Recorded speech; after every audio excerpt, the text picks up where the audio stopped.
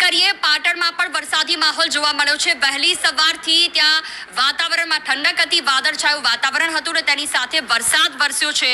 રાધનપુર સાંતલપુર તાલુકામાં વરસાદી માહોલ જોવા મળ્યો। કમાલપુર, સાતુન, સાથલી સહિતના ગામોમાં પણ વરસાદ વરસ્યો છે। વારાહી, સિંઘાડા, લખાપુરમાં તમામ ગામોમાં વરસાદી માહોલ।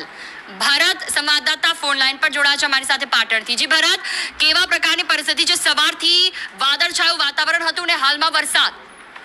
ચોક્કસથી જૂહી ભર ઉનાળે પાટણ જિલ્લામાં કમોસમી માવઠું જોવા મળી રહ્યું છે। પાટણ જિલ્લાના 6 જેટલા જે તાલુકાઓ છે ત્યાં ગાડી બપોર બાદ એકાએક કાળા ડિબાંગ વાદળો સાથે કમોસમી માવઠું પડ્યું છે। રાધનપુર, સાંતલપુર, સમી, શંખેશ્વર, હારીજ સહિતના જે તાલુકા છે ત્યાં ગાડી જે ગ્રામ્ય વિસ્તારો છે ત્યાં ગાડી કમોસમી વરસાદ પડ્યો છે અને વરસાદ પડવાની સાથે જ ખેડૂતોના ખેતરોમાં જે મોલ ઉભા હતા, એરંડા, વરિયાળી સહિતનો જે પાક છે હજુ ખેડૂતોના ખેતરોમાં છે તે ઘર સુધી નથી પહોંચ્યા। આ જે પાક ખેતરમાં ઉભા છે તેની ઉપર અત્યારે સંકટના વાદળો ઘેરાઈ રહ્યા છે, કારણ કે ભર ઉનાળે જેમ તે કમોસમી માવઠું પડ્યું છે એના માવઠાએ ખેડૂતોની ચિંતામાં વધારો જોવા મળી રહ્યો છે। હારીજ, સમી, શંખેશ્વર સહિતના જે ગ્રામ્ય પંથકો છે ત્યાં આગળ બપોર બાદ એકાએક ભારે કાળા ડિબાંગ વાદળો સાથે કમોસમી માવઠું પડ્યું છે અને આ માવઠાએ ખેડૂતની ચિંતાનો વધારો કર્યો છે। જોઈ બિલકુલ, તમામ જાણકારી બદલ આભાર। વાત કરીએ તો જે રીતે